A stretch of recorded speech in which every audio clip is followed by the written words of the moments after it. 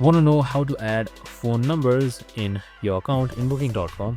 Well, no worries. In this video, I'm going to show you an easy step-by-step guide on how you can do it. It's super simple and under a minute, so let's get straight to it. Now, first things first, simply open up your booking.com website. So you can just simply open up your web browser and type in booking.com, and you should be provided with this interface right here. And make sure you are logged in as well. Without logging in, you should not be able to change any settings that I'm about to do. So once you have done that, on the top right side you should be seeing your profile. Just simply select it. So once you have selected your profile, you should be seeing my account. Just simply select my account.